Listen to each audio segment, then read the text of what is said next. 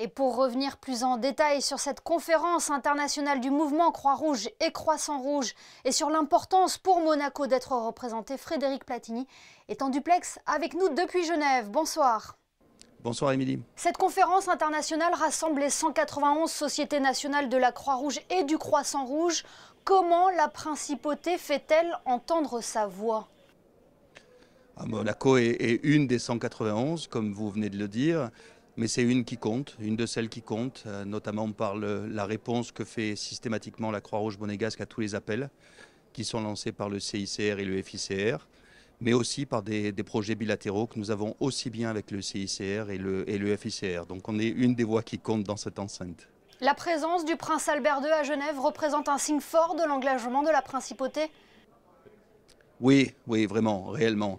C'est un chef d'État qui met l'humain au centre de son action, c'est reconnu à l'international et il aura des rencontres bilatérales avec que ce soit la présidente de la fédération mais aussi avec la présidente du CICR, signe de l'attention qu'on lui porte aussi ici à Genève.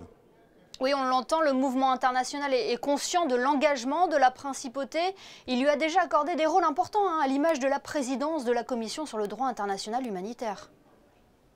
Oui, tout à fait. On a toujours eu des rôles importants. Vous savez que la conférence, la particularité, c'est que c'est et la société nationale, ça veut dire la Croix-Rouge monégasque, mais aussi le gouvernement princier, qui ici est représenté par son ambassadeur. Et nous avons des missions multiples et variées.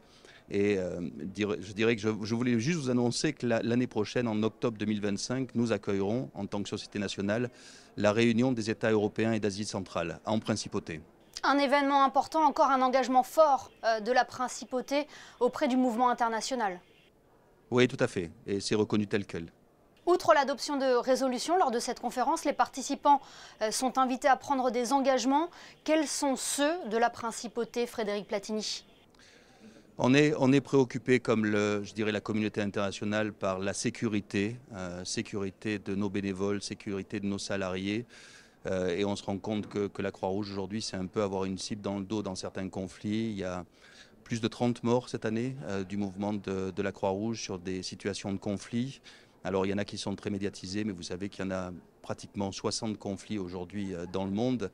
Donc on veut réaffirmer la principauté et puis les autres aussi sociétés nationales, l'engagement fort du respect des conventions de Genève et aussi que ce cycle de la Croix-Rouge et du Croissant-Rouge doit protéger les gens qui interviennent dans des situations de crise. Et j'imagine que sur place, le contenu des débats résonne fortement avec l'actualité. Tout à fait. Et l'actualité est multiple, Émilie. L'actualité, c'est aussi nos collègues du Burkina Faso qui ont perdu 4 de leurs salariés cette année. Donc c'est une activité multiple et encore une fois où l'engagement humanitaire n'est plus perçu comme il se doit par les belligérants et où les humanitaires sont pris pour cible, ce qui est très préoccupant pour l'avenir. On le précise, en amont de ce rendez-vous, Frédéric Platini, la Croix-Rouge de Monaco a participé à la 24e session de l'Assemblée générale. C'est l'occasion, là encore, de se rassembler, de rappeler le rôle essentiel des sociétés nationales, comme l'a mentionné Cathy Forbes, la présidente de la Fédération internationale. Oui, tout à fait. L'important ici à la conférence, c'est de montrer l'entente entre gouvernement et je dirais sociétés nationales. Les sociétés nationales, elles sont indépendantes. Et ça, c'est un engagement fort puisque ça fait partie des valeurs de notre mouvement. Ceci étant, elles doivent être soutenues par leur gouvernement pour arriver à avoir une activité de terrain qui soit concrète et ne pas avoir d'obstacles dans leur action de terrain. C'est exactement ce que nous avons en principauté, où la Croix-Rouge monégasque est considérée comme auxiliaire des pouvoirs publics et où nous agissons de concert avec le gouvernement princier. Et la jeunesse monégasque est également présente à ce rendez-vous. Il y a une délégation qui a participé au forum de la jeunesse, c'est ça ? Oui, on a une jeunesse de plus en plus active sous l'impulsion de Camille Gottlieb. On a Rindra qui est là, Rakoto Malala. Donc on a une jeunesse qui s'affirme et la jeunesse pousse le mouvement. On se rend compte qu'ils arrivent avec des thématiques, un engagement qui est neuf et qui fait du bien au mouvement. Important aussi de les associer au mouvement.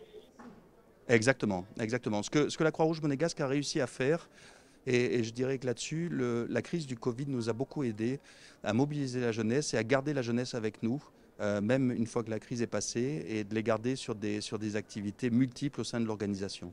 Eh bien, merci beaucoup Frédéric Platini d'avoir été avec nous depuis Genève pour évoquer cette conférence internationale. Merci. Merci Émilie.